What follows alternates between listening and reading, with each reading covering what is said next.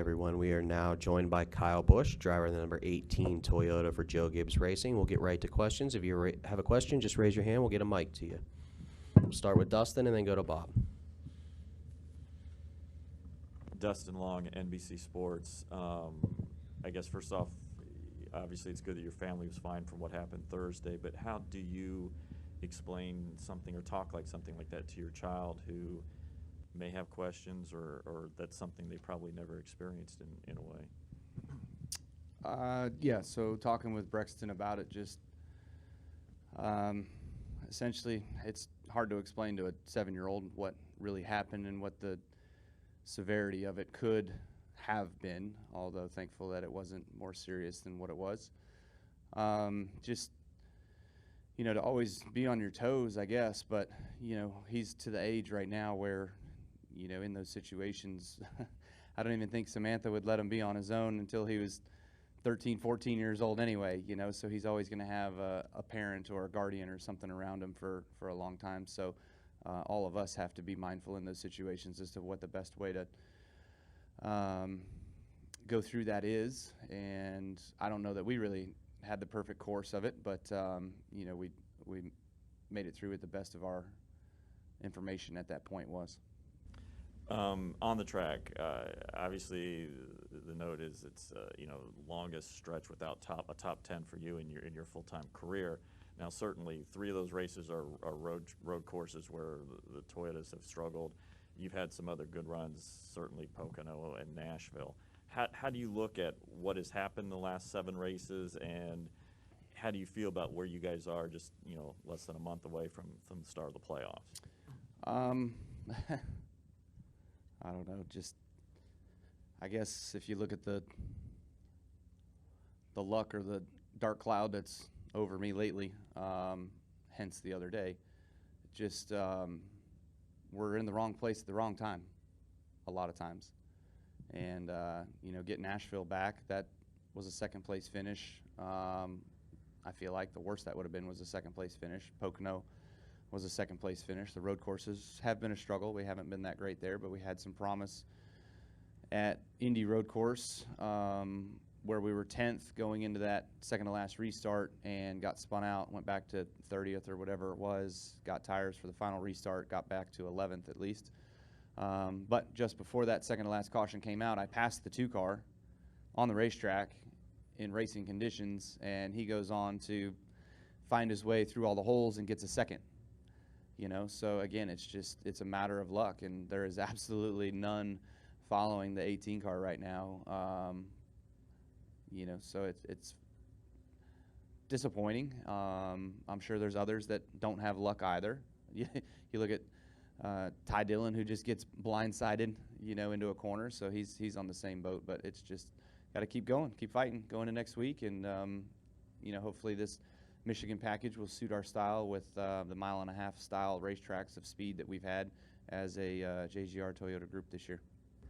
Go to Bob and then Larry. Bob Parkhurst, Fox Sports. On Thursday, did you ever feel in danger? Did you hear what was going on, or were you just told to evacuate? No, there was definitely a sense of danger, a huge sense, because all you were told, so Samantha called me. We had no idea. Brexton and I were actually in line for a ride. We were the next to go on that ride, and she called me.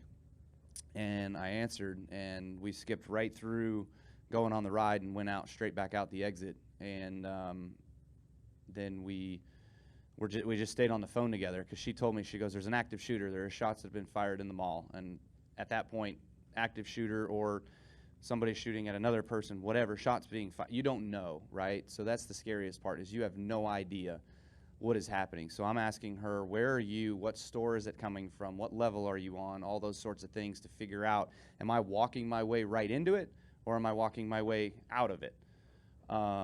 And so there's chaos. There's people running this way. There's people running that way. And you're worried when there's people running at you. Okay, are they running away from something? So am I going right into the line of fire? You just have no idea. So your head's on a swivel. Your eyes are wide open. And, again, I was on the phone talking with Samantha and hearing where she and the baby were and how they were doing and getting out.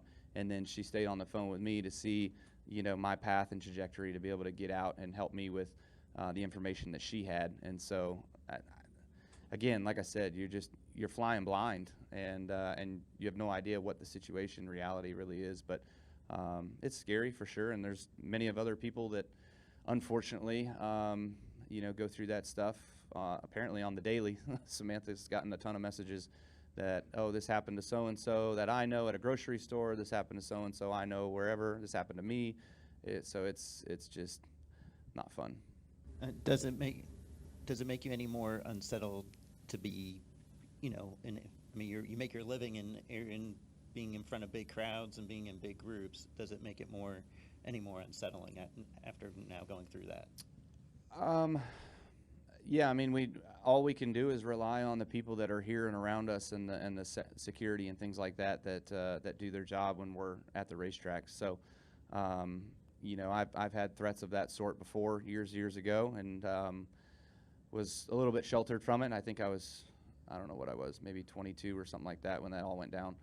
But you would think on the daily that you can go do your job and work and have fans and everybody come out and enjoy something and have fun at something, and not feel threatened. So that's yeah. Go to Larry and then Daniel. Larry Lage from AP. Does experiencing something like that, how does it change your perspective on, maybe this not being life or death after being in something threatening like that? Does it change your perspective on life and what's important, or? What's important is spending time with your loved ones while you're here during the time in which you're here on Earth. So, having that opportunity to do that, and obviously doing what I do is not necessarily life or death, but there is a danger, and I assume that risk and know that risk, and my family does as well too. So, you hope and you pray every day that you're able to go to work and do a good job, and come out of the race car and go on to live another day. Which, I've broken my legs, I've broken my foot, I've wrecked pretty hard a lot of times, and knock on wood, I've come out unscathed to where I'm able to see another day. But man, you can be driving up and down the road and get hit by somebody texting and driving. They're looking at their phone, they're texting, and they swerve over the center line, and if you're not paying attention to get away from it, there can be a catastrophe there. So it's everywhere.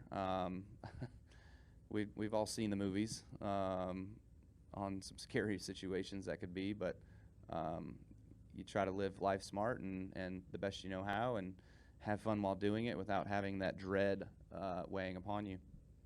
And I guess what I meant by the life or death, not that when you're driving, you're obviously at risk, but just struggles in a career or a season, maybe not being as, important, I guess. Well, we're in a performance-based business, so it is life or death. You're either got a job and you're working and you're making a living, or you're at home figuring out what your next steps are. So, I've kind of thought about that of like, okay, what are my next steps? What do I do if I don't continue to race? And I have no idea. I have no clue. I'm good at certain things, and those certain things revolve around this world that we're in right now. Go to Daniel McFadden on the right. Dale McFadden, FrenchPress.com. 2 questions, Kyle. I guess first, how long did it take for you to meet back up with Samantha after everything? From her phone call to me in the mall to getting back in touch with her was, I'd have to say 5 minutes, 6 minutes. It wasn't terribly long, but she was out before Brexton and I were, and then we were able to find an exit and get out, which fortunately we're close to the exit that we were parked at too, so we could just get in our car and venture around and go pick her up from the exit that she exited out of, which was on the other side. Okay. And with this weekend, how applicable is what you learned with this car at Auto Club in February, if at all? I'm not sure. I think Auto Club actually kind of falls a little bit into its own, where I would like to think that this place is a bit more similar to, a Kansas-Vegas style mix of those places. So I feel like that's probably where our baseline is built off of, and not necessarily a Fontana. Fontana's really flat, really slow. This place is very fast and very momentum, where, you know, the loads are significantly different. Thank you very much, Kyle. Best of luck this All right, weekend. thanks.